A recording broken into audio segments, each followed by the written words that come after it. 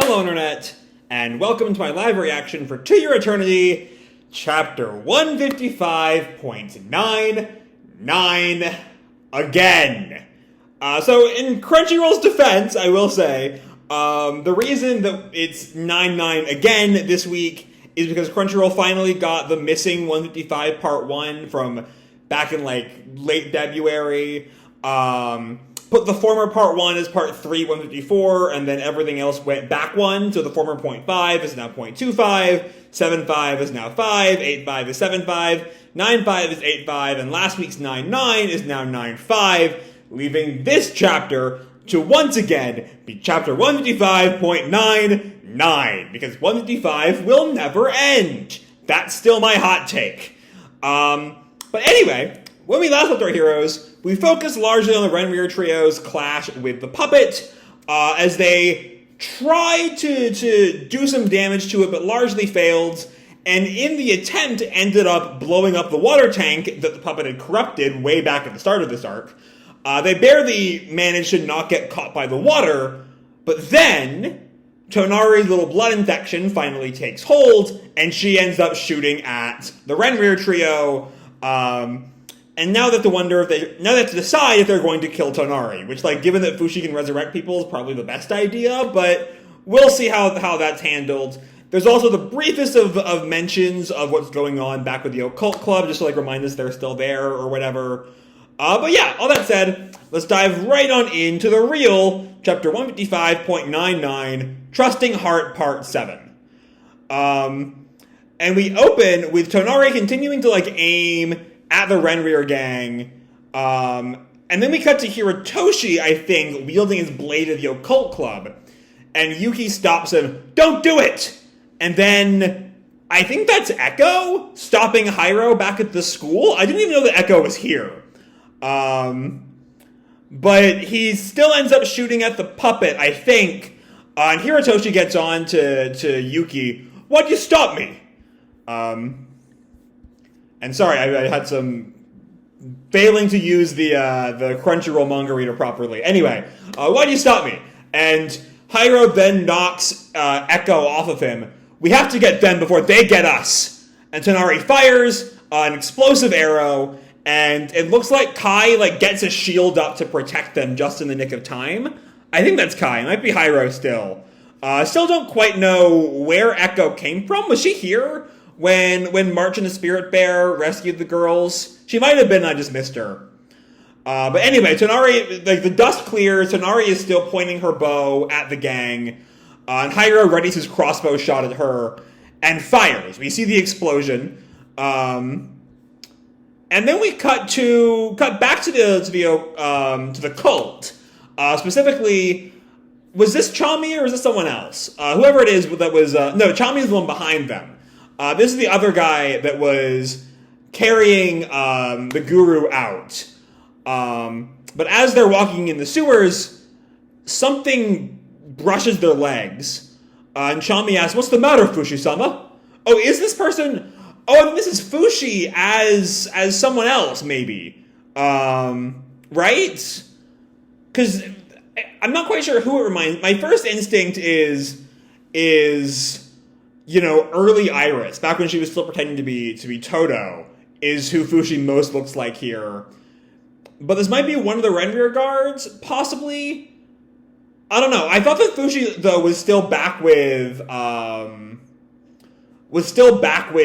Mizuha's dad. Oh no, I think what actually is we see the rope. There's a rope in the water that brushes Chami and the other cultists. I think this isn't Fushi. I think this is just one of the cultists, the one who sided with Grandpa, I think. But they're also feeling the same sort of black flashes that Fushi does when he's feeling people's pain. But anyway, back at the school, this might be Fushi because I don't think a random cultist could feel pain like that. Back at the school, we see what looks like Tonari's rain boot that she was using to protect herself from the water, just by itself. And another one of those pain flashes. As we see March crying, Aiko lets out, "No!" The girls all freak out. Huh? What happened? And Kai comments, we weren't in time. And we see like a tree and what looks like Fushi's iron ball that he used to try to stop the puppet earlier. Oh yeah, it is. It's protected Messar and Hyro and Echo from Tonari's attack. Whoa! Now what the? This is one of those metal cages from back in Red Rill. And Hyro looks around. Fushi, we're not knockers, you idiots! And Messar's like banging on the fucking cage. Echo comments, Messar-san and the others did that. No, Messar-san and the others got trapped. The did that is the next line. As Marsh comments, Fushi did that. And then Saki comments, so what are we supposed to do?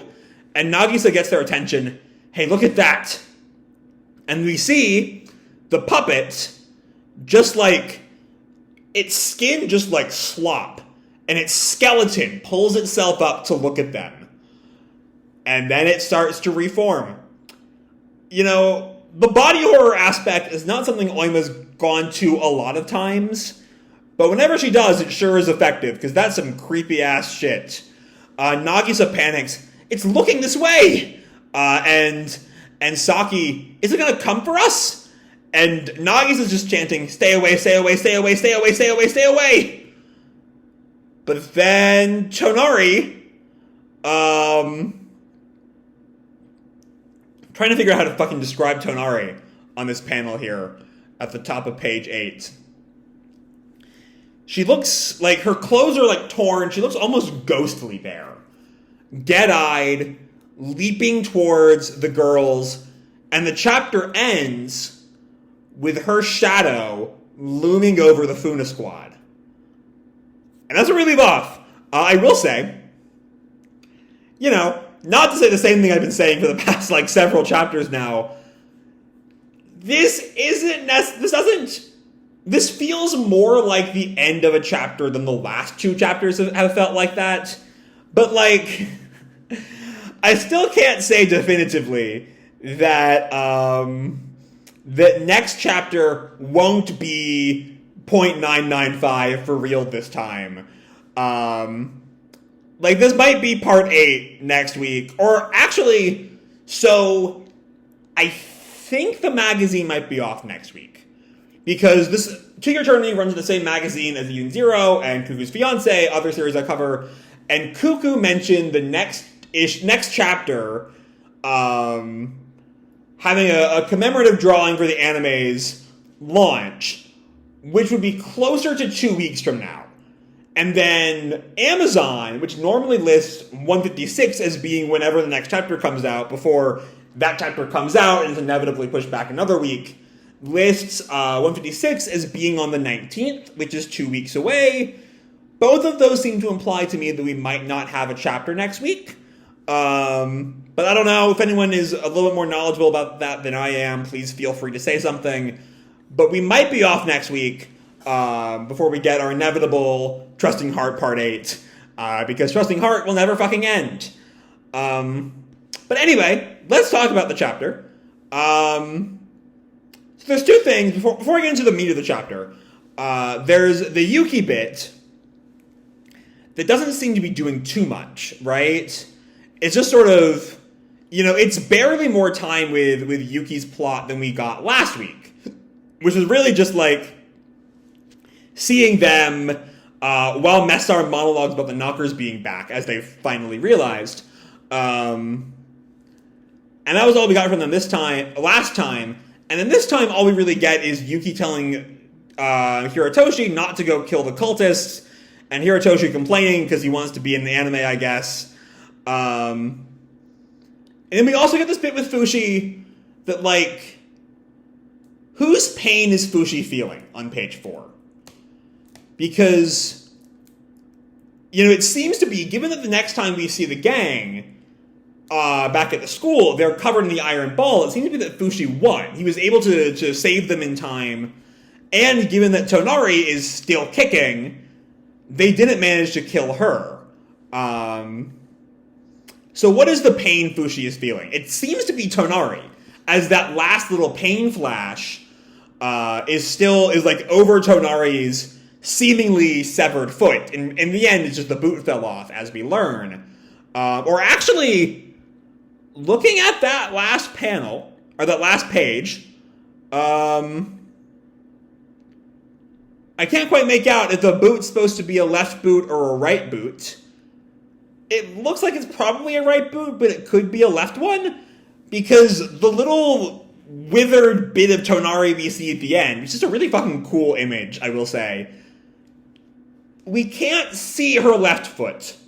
Her left foot might just be, like, kicked up behind her or something, right? Like, at an angle. But also, she might be missing a left foot.